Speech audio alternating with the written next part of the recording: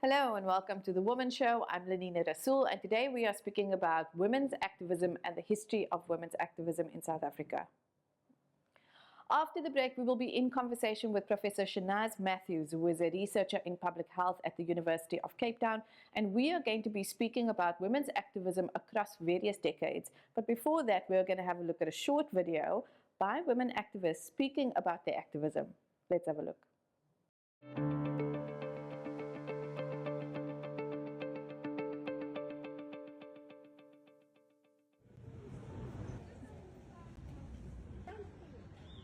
Justice for Roslyn! Yeah, to speak on behalf of Roslyn and all other women. My activism is who I am. I live, breathe. It's everything I am. That's me. That's me as Caroline, the activist. Hello, everyone. My name is Caroline Peters. I'm an African feminist and human rights defender. I'm the founder and executive director for the Colors Foundation. So what does activism mean to me?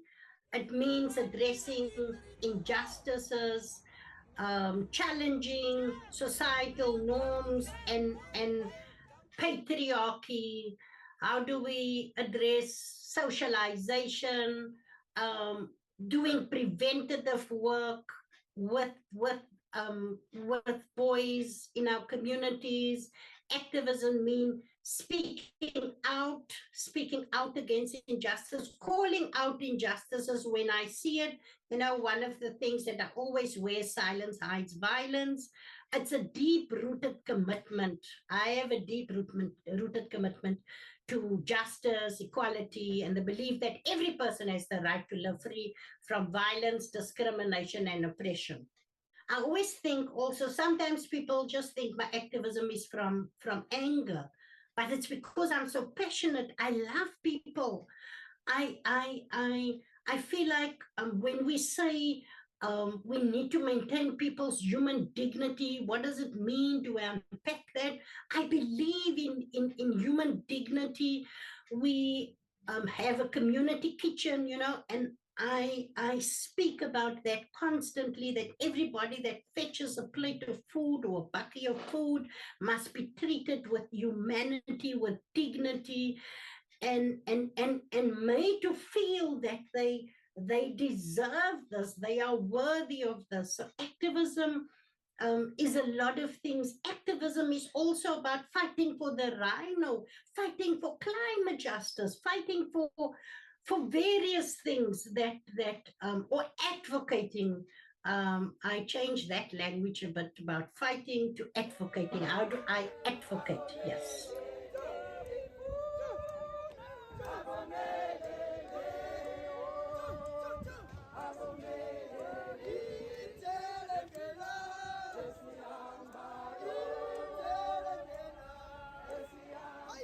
Hi, I am Brenda Madumis, Director at Wise for Africa, a non-profit organization that focuses on gender equality and equity advocacy work and gender-based violence. We live in a world and in a country that continues to think that the right to safety of women it's a game, and there's some sort of irritation when women speak about their right to safety that is guaranteed in the Constitution. You live in a country that has said to all of us that we've got the right to safety. However, our daily lived experiences tell us otherwise, right? And when you demand that standard, that minimum standard of being safe, you are ridiculed. It's like you are being a nuisance, right? So activism is important because it puts a spotlight on a particular issue, right? So that then for those who did not know, they become aware of it, and maybe they might decide to join in the fight to make the change, right? So that it's important that we continue to put a spotlight on these issues, so that then those who fail to execute their constitutional mandate are held to account. And that's why activism is important, is to prick the conscience of those that have been elected, to have put in power, to remember that they have got a responsibility to make life bearable for many citizens of their own citizens, right? Is to make them account for the many promises that they have made, and to turn those promises into reality for many. So we have to continue. We can't stop. We can't stop. If we all fold our arms and decide that we're not going to do anything, let me assure you that then we are in a dangerous territory. Because once you do that, for people who believe that they are in power and have got control, then you are giving them license to abuse that power and control.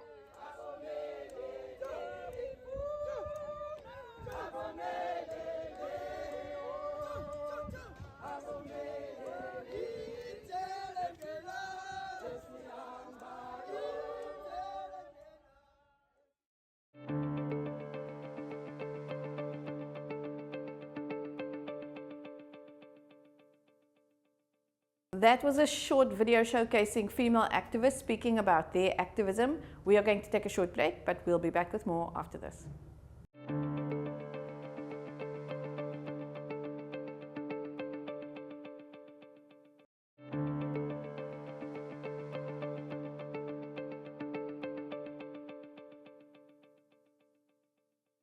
Welcome back. You're still watching The Womxn Show, and we are speaking about women's activism and the history of women's activism. And I am so happy and privileged to be in the studio with Professor Shanaaz Mathews, who is a researcher in public health based at the Child Health Institute at the University of Cape Town. Shanaaz, welcome, and thank you for joining us. Hi, thank you for having me, Lenina. You've been wanting to do this for a while, so for a really long while. Happy to be here. I am so you're here for a very exciting reason. You and your team have just released a research report, or are about to release a research report, and it's titled, I'm just going to read, Unraveling the Contribution of Women's or Feminist Movement Activism to Transform Gender-Based Violence Policy in South Africa, combining stories and numbers, looking at the experiences of feminist movements over time. And one of the parts of that research was gathering stories from women who have been part of activism and protests over time. But before we speak and go deep into the research, I just want you to give us a short introduction on yourself and your background and what led you to this research. Okay, so maybe just to say that I was raised in Cape Town, Cape Flats, and went to school during student activism days. So I matriculated in '82, one of the most turbulent times in South Africa's history. So student activism was really part of my schooling, and it taught me a lot about advocating for rights. Fast forward, it was a difficult time in South Africa's history. I was fortunate enough to get at UCT, and I trained as a social worker. And I'll never forget my history teacher. In fact, she was my class teacher. She said to me, Shanaaz, do you really want to do social work? Because that's maintaining the system. And I think I was very idealistic, thinking that one can make a difference. So I suppose that's part of the reason I studied social work at the time. And started working at the Children's Hospital at Red Cross. And one of the areas I worked in was violence against children, and particularly child sexual abuse. In my work with child sexual abuse victims, it became very clear that you can't disconnect what children's experiences are from women's experiences.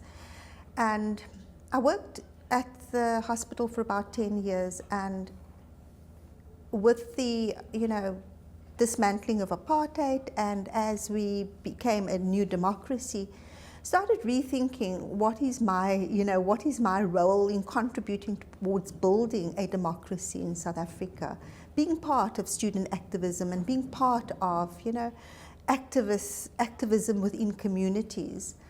And at the time, there was a project at the University of the Western Cape, and we were looking at how to establish a network on violence against women within the Western Cape. And I went and worked within that project in terms of establishing the network on violence against women. And for about a year, worked on just looking at how we could mobilize around that. So my roots, although in social work, I was very clear that I wanted to get involved in activism, and worked on building the network on violence against women in the Western Cape, and which contributed to the national network on violence against women.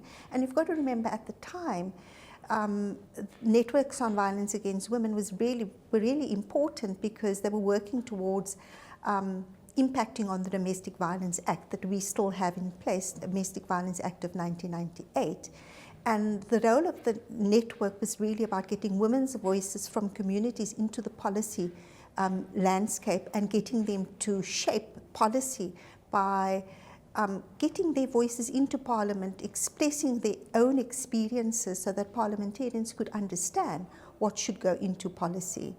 So that's really how, part of me got involved in activism, got involved in just setting up the network on violence against women in the Western Cape.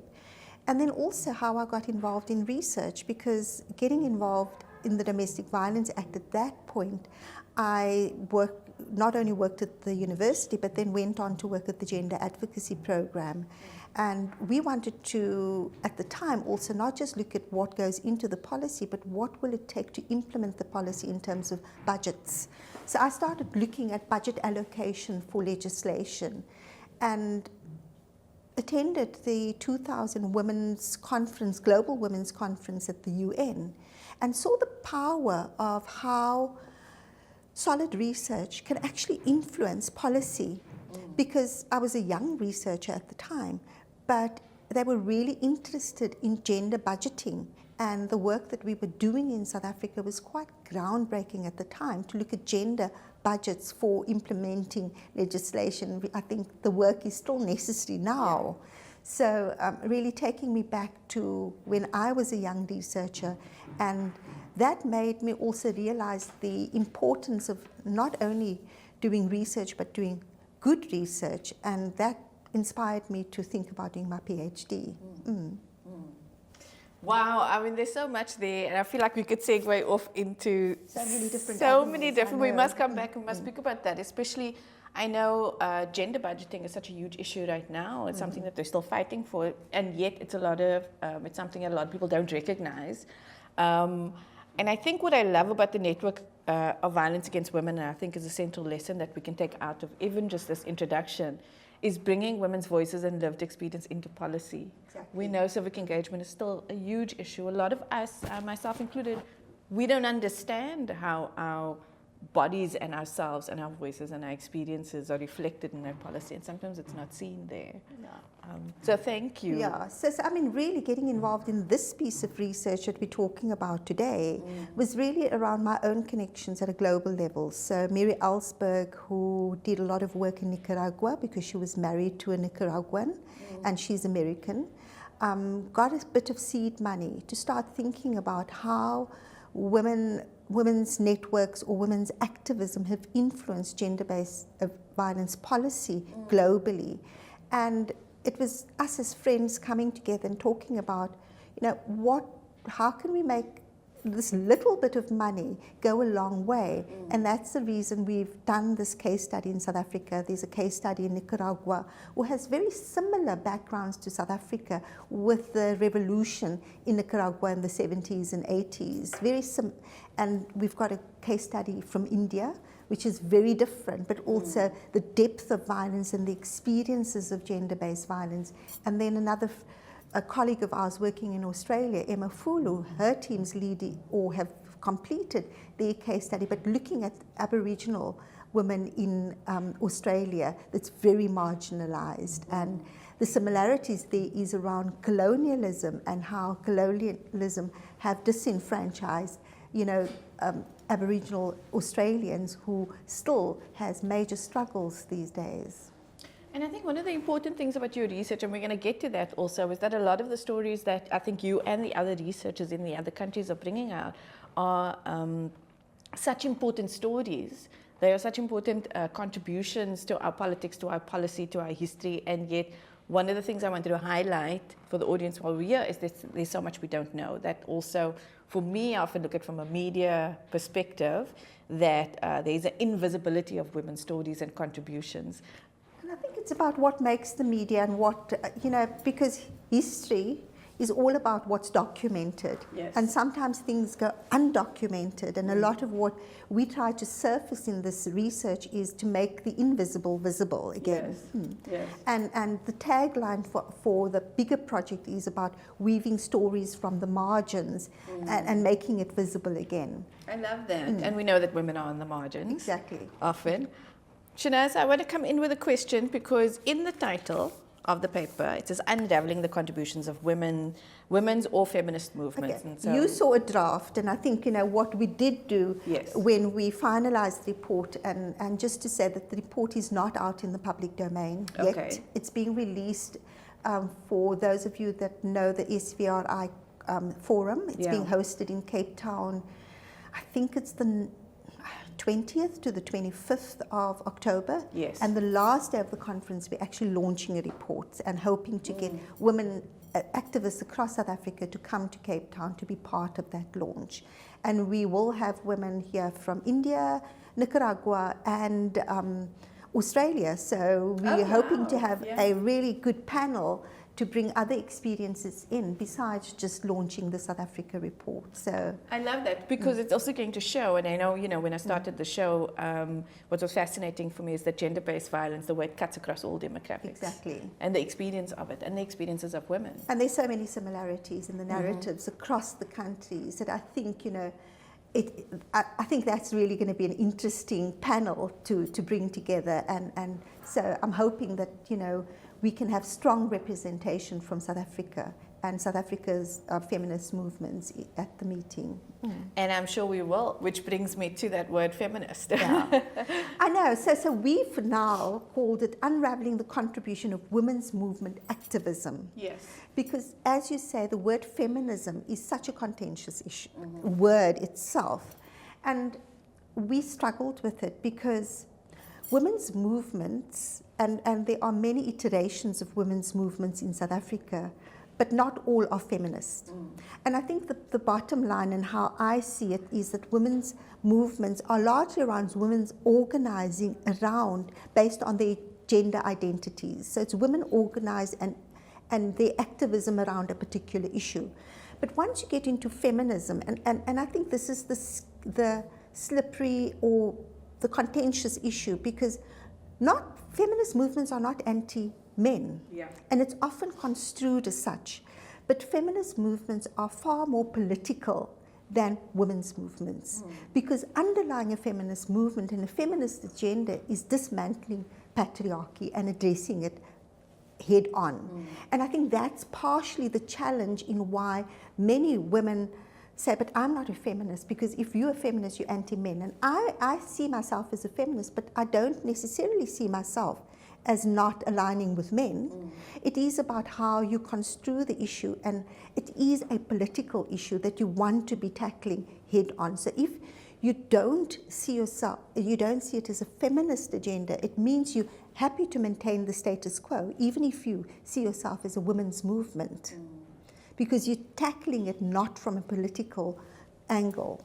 So that's part of the challenge. And I think in looking at feminism and how it's been used in South Africa and why there is this, I think, kind of anti-feminist, because feminists are seen as, and where it comes from, as being, and I do know this was very clear in the 1960s and 70s in South Africa, where there was a big feminist movement globally calling for the cause of equality, gender equality, and dismantling power of men over women. And we see this in the emergence of the rape crisis movement in South Africa, which was largely a white women's movement. And then so there's this dichotomy between black and white women and what their agendas are. And feminism in those days was seen as a white issue rather than, because we had to work towards dismantling apartheid. We didn't have time to deal with issues of feminism. So, and I think a lot of that still echoes in the discomfort around feminism and how feminism is seen as a white issue rather than as important for, all races to be considering, because it is that, and it brought up in the, in the more recent movements on campus, those are true feminist movements. So if you think of, the kind of student activism, at the core, what's been called for is shifts in the power relationships between men and women, and that underlies feminism. I love that you're saying that. I saw a quote the other day, and I'm sorry, I can't cite the author now. Actually, I'm struggling to find the author. I just wrote it on a poster and put it on my wall. And it was really, spoke about what it said is politics is on ground level how things are organized, and it tells us who matters and who doesn't matter, and what issues matter and what issues don't. And for me, even at my age now, it was just like, oh my word, that's what it is. It's about organizing reality in terms of who matters and who doesn't. And I also try to say it's difficult to explain to people how feminism is an ideology as opposed to an identity, because I think of the way that it's been also weaponized. Feminist becomes an insult, has become an insult over time. Sorry, I don't want to segue far, but I think when I thought about asking this question to you, I thought about also wanting to address feminism, but not wanting to alienate all of the viewers who are watching us. I mean, feminism doesn't mean it's got to take away your own femininity. Yes. And I think there's always that struggle between feminists are us and labeled as a certain type of person. Yes. And that's all around our own social construction of what feminism is or is not. So, I mean, there's a whole show in that, I'm sure. There is, and we must have it. We definitely must have it. Shanaaz, we're almost time to go to a break, but I wanted to ask you, and so you've told us what led to this research. I wanted to, and we've spoken a little bit about how the invisibility of women's stories and women's activism. And so just before we go to a break, why is it so important? Why is research like this so important? Why is the surfacing of stories so important? I think for women, I think politically, for us to understand women's activism and have access to the stories of what happened. I think, and listening to younger activists, I always get the sense that nothing has happened before, the hashtag movements. And it always left me with a feeling that there's such a lot of history behind and activism at different levels of activism, and we shouldn't forget, and we should be drawing on those lessons to actually strengthen what we're doing now. Not to minimize what the hashtag movements can do, but really the importance of what our lessons have been over the decades and how we've got to where we are now. It's not without a lot of hard work, the kind of activism that has happened on the ground. It's about mobilization, how you get women's voices in, because it's not about me sitting in my ivory tower at the University of Cape Town and contributing towards a policy, but what frames that policy and what frames my understanding of what needs to be shifted in policy is women's lived experiences. And it's always important to remember that it's those women's lives that are in communities that you really need to be changed as an urgency for them to have not just access to services, but also to have all these rights that's there in policy. How to ensure that women access those rights in a meaningful way. And I think also when I read the draft of the paper, and when I was looking at the history and thinking about it, there also, the one thing about organizing, like we speak about activism, but the one thing about organizing is there's such a deep physical component to it. And so it's not just like the research. Let me pull out what you said of the network violence against women. It was bringing everyday women's experiences into Parliament.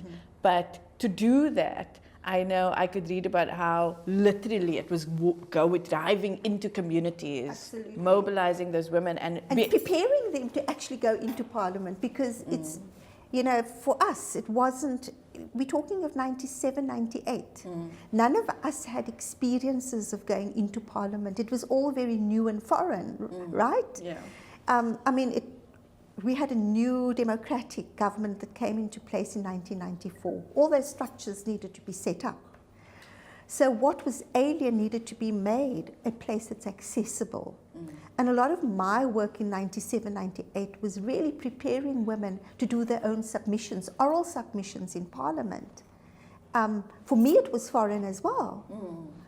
So I had to learn on the fly how to do that, but how to go from a community and actually go into Parliament where the power is within the same week. And those were the challenges that we faced, but we were able to, I think, it was the most vibrant time because you also had parliamentarians that allowed you the space to come in to their, to Parliament and willingness to listen to women from different backgrounds around their experiences.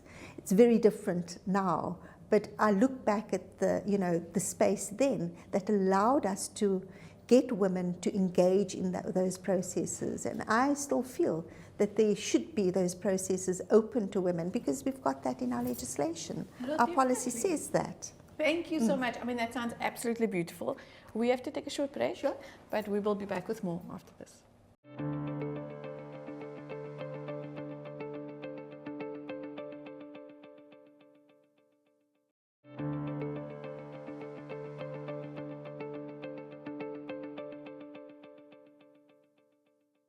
Welcome back. You're still watching The Womxn Show, and we are having an amazing conversation about women's activism and the history of women's activism. And still with me in studio is Professor Shanaaz Mathews, who's a researcher in public health based at the Child Health Institute at the University of Cape Town. And Shanaaz, before the break, we were speaking about, like, one of the things that really came out was the invisibility of women's history and their history in activism and their political activism. And the report that you have done with your team, and that's not released yet, but the report documents certain eras of activism. We are generally all aware of the 1956 Women's March because there's a public holiday about it, and so we had got this repetition annually of there was this big march by thousands of women to the Union Building. But as I've been doing reading, I was like, there is actually so much more. I just want to read the 4 areas that your research covers. So it's the 1950s to 1993. It's the early contributions of the women's movement. 1994 to 2004, the Madiba era. 2005 to 2018, the Mbeki and Zuma era. And 2018 to 2023, the Ramaphosa era. And in the narrative about the first period, 1950s to 1993, it was written that women's role in the liberation struggle completely overshadowed the struggle against patriarchy, gender inequality, and gendered forms of violence. Now, actually, before the break, you had said that when we were trying to discuss, sort of digging a little bit into the meaning of feminism, you said that during this era, the main challenge in front of everyone, particularly in South Africa, was dismantling apartheid. And so there wasn't space to really tackle gender issues also. I just wanted to ask you just a little bit more about that. I think not just space, but women were actively silenced to talk about their own gender violence experiences. It was as if it didn't happen. Whether you were in a camp somewhere and you were violated sexually, you couldn't come back and speak about your experiences.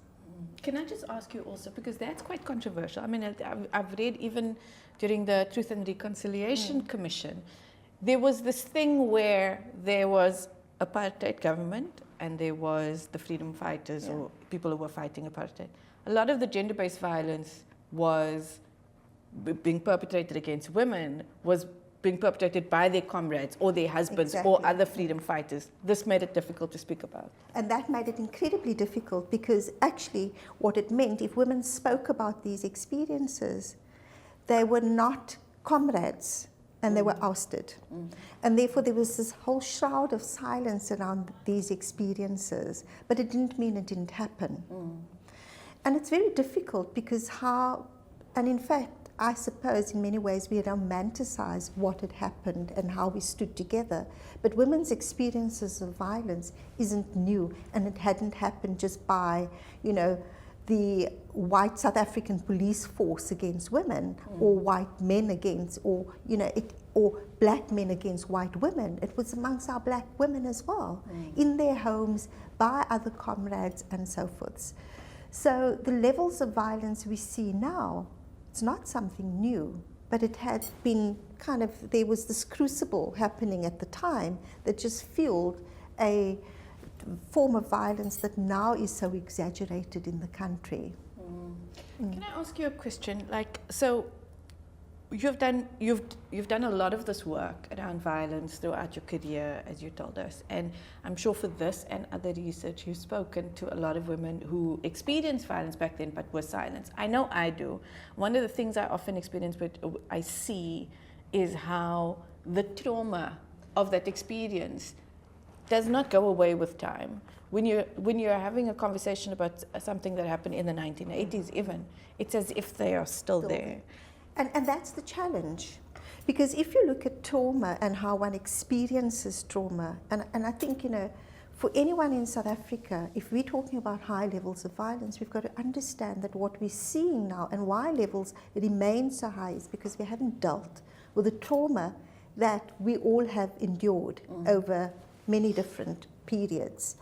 And many times I have people asking me, how can these really heinous forms of violence take place? You know, how can we do this to each other? Because we do depersonalize it in many ways. And because, you know, if you've endured trauma and what trauma does, and you know my work with men, have shown that actually if you have endured trauma and have not worked through that trauma, it impacts on who you are, your own self-esteem, and it actually allows you to depersonalize a lot of what's happening, and you're able to do these kinds of violence acts without actually having remorse or thinking about it in a different way. So for me, the whole, where we are at, we can't ignore our past, and we've got to draw on that past to also create healing spaces, and that's really critical. And I think what's really interesting is, I mean, you're doing this research and you've interviewed a lot of women, and I interview women for a living, particularly women, is that talking often is one initial opening space of healing, is to get some of those things out of you. And I think, yes, when I read a lot of your research, not just this, but particularly the things you've done with men, I remember thinking, this is probably the first time they've ever spoken about these things to anybody, about just particularly ways that they were hurt. But coming back to this research right now, I wanted to look, if we look at the period between 1990 and 1994, and so, which is the transitioning and from I think apartheid it's to such a democracy. critical part of our history that I think often gets left out in our discussions. Yes. It was the time where there were so many negotiations. Can I just say that I did not know any of the women's activism that took place.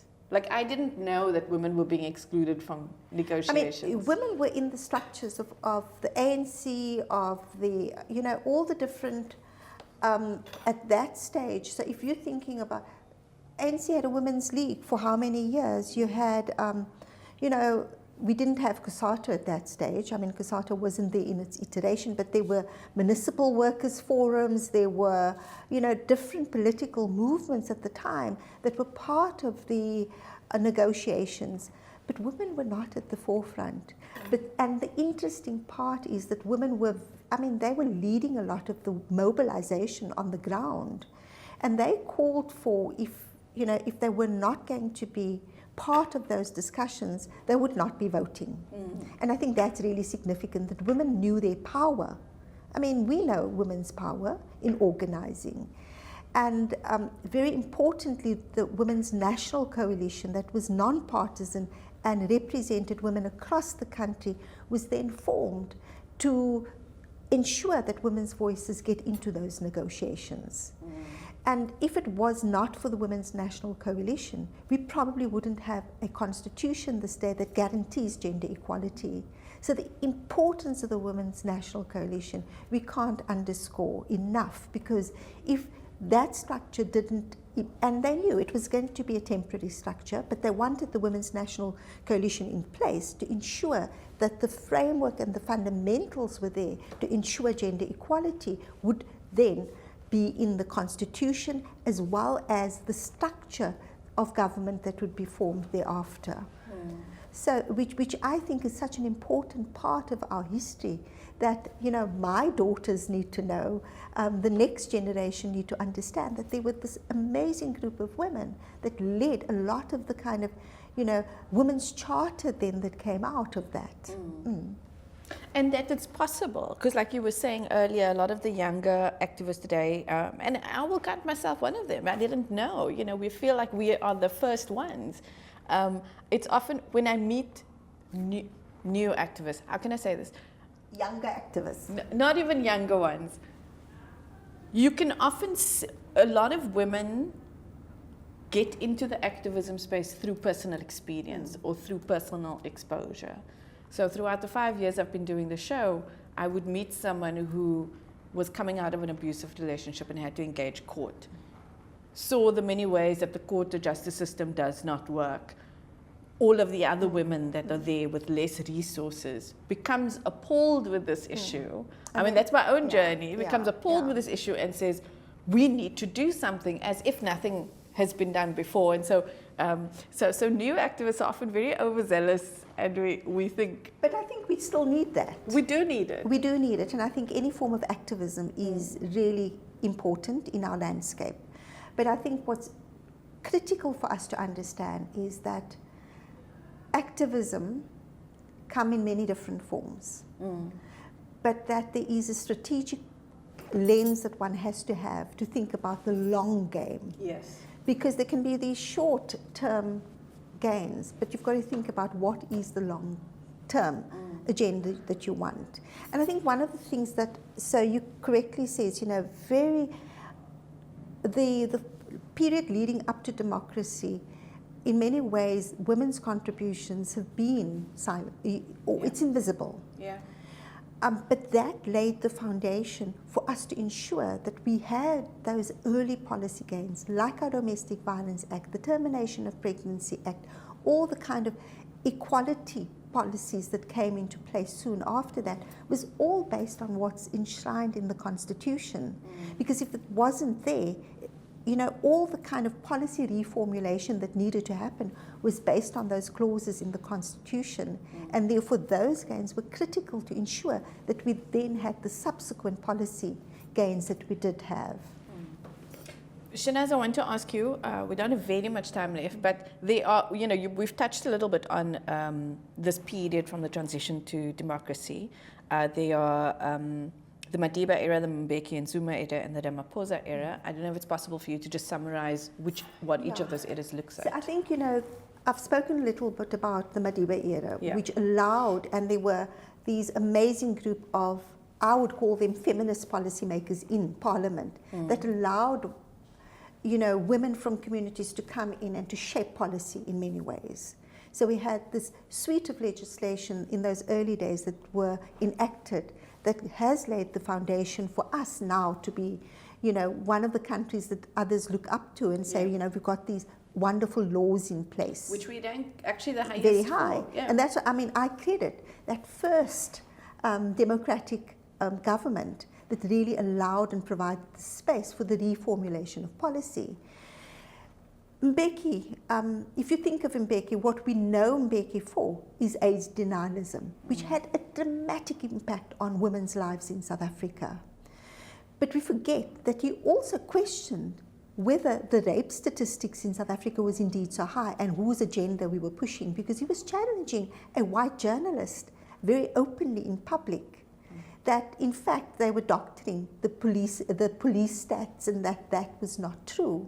And we know, you know, in the report we track 20 years of rape statistics and show that actually our rape statistics have remained very much the same over 20 years in South Africa. And, you know, what we see with the Mbeki era is that kind of feminist policymakers leave parliament, and what you have left is female career politicians, and I don't call them feminists because they don't in fact, those females who were left in Parliament were not looking out for the interest of women at all.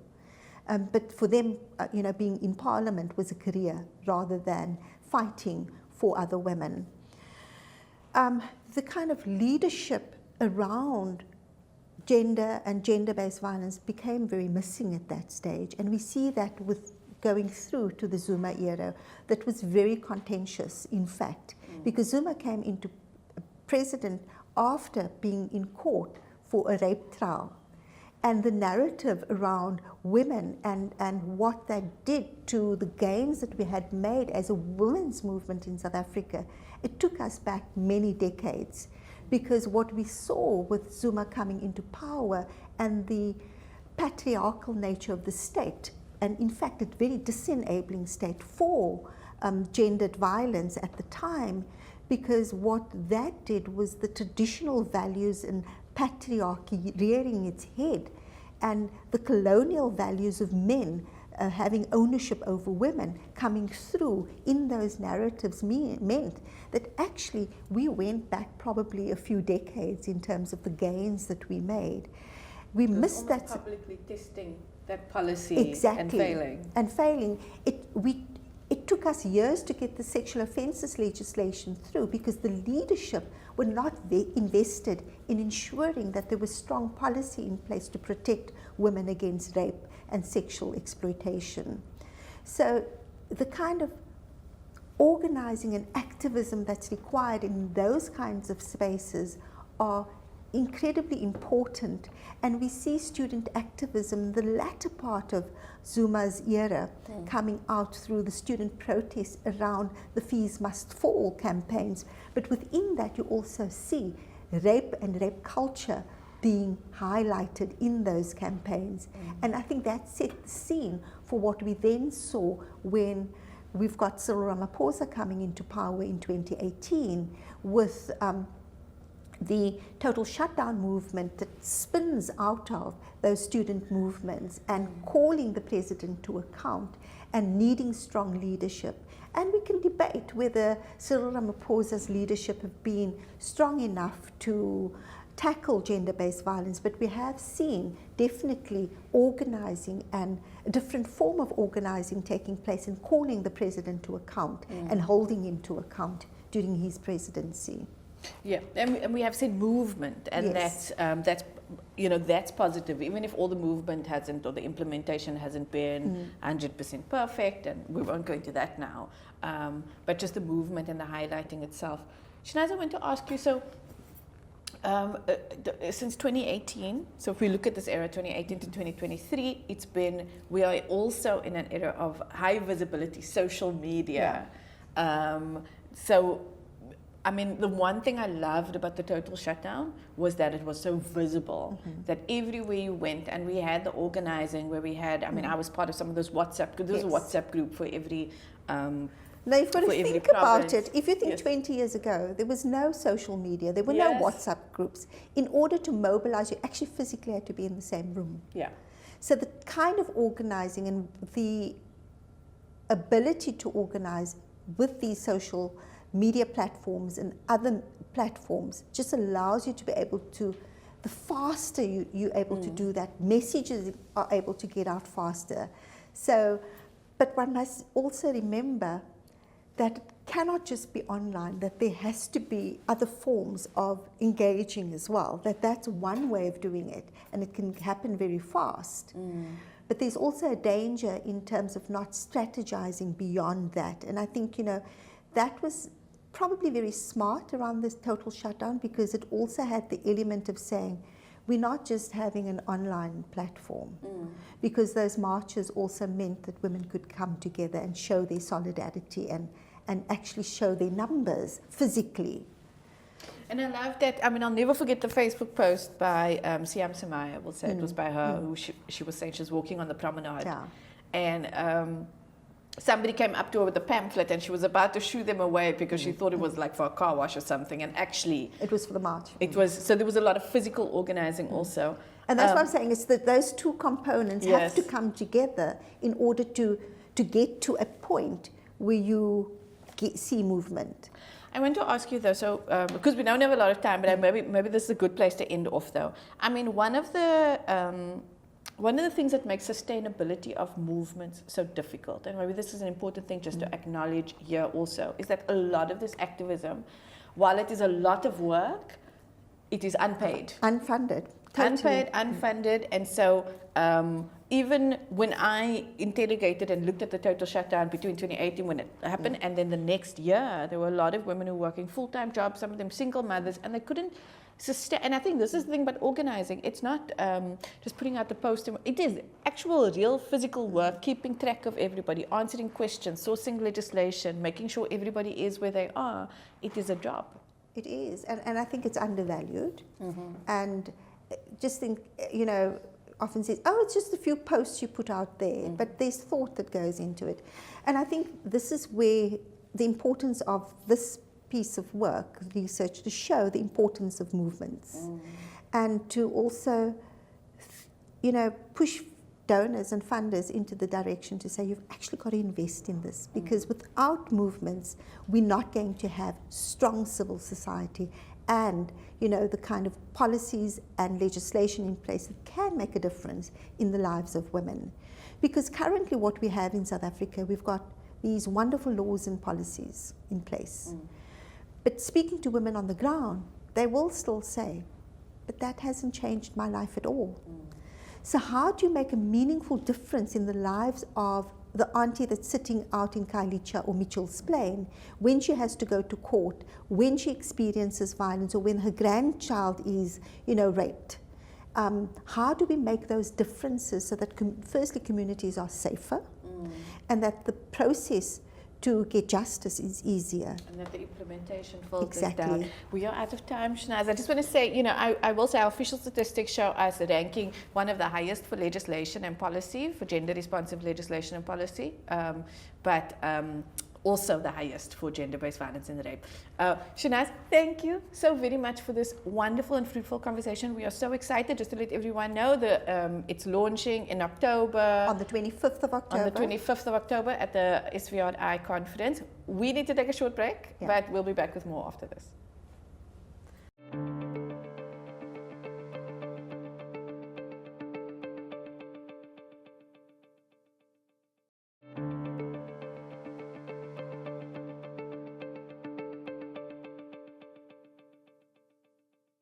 Welcome back. You're still watching The Womxn Show, and we've been having an amazing conversation about women's activism and the history of women's activism in South Africa.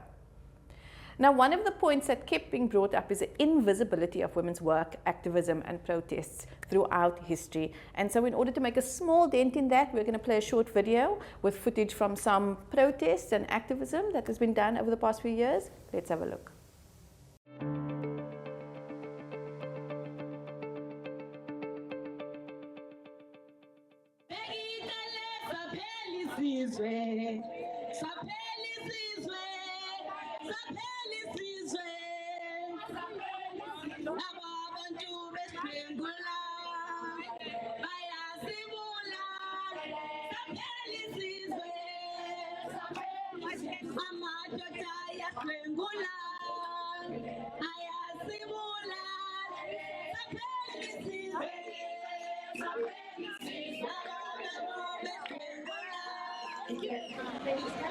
We have started this Facebook group, the Total Shutdown. It was two women that were talking about the violence against women and children in the country. And I think one posted on Facebook and there was this great response. And they then decided that they should have this page, the Total Shutdown page.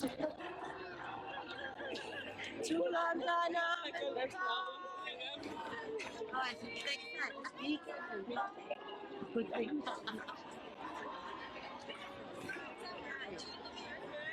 No more violence. Enough is enough. Where you guys from? We from Portugal. With the walking lady from Portugal. Stop the abuse. Come on, we must just stand together.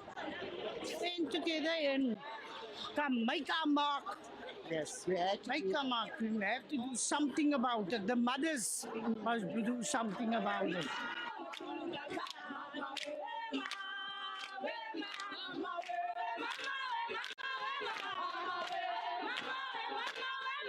This is specifically for gender non-conforming people and transgender people as well.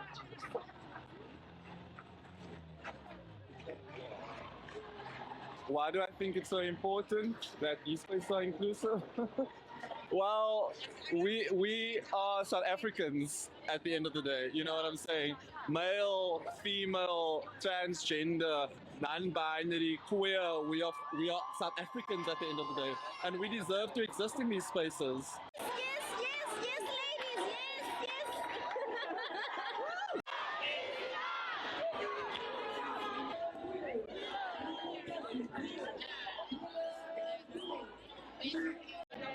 To be honest, the reason why I'm here today is because I was abused as a child, and my mother, one of the strongest ladies that I know, was our pillar of strength. She raised 5 children alone, being in an abusive home. And yeah, that's why we're here, because that time way back, justice wasn't like it's the way it is now. And I'm so glad that there's justice for children nowadays, and that is why we were to support and to be the drive, the force behind the whole total shutdown. Yeah, that's why we're here. And we're feeling strong, we're feeling brave, we're feeling motivated. Yeah, thank you.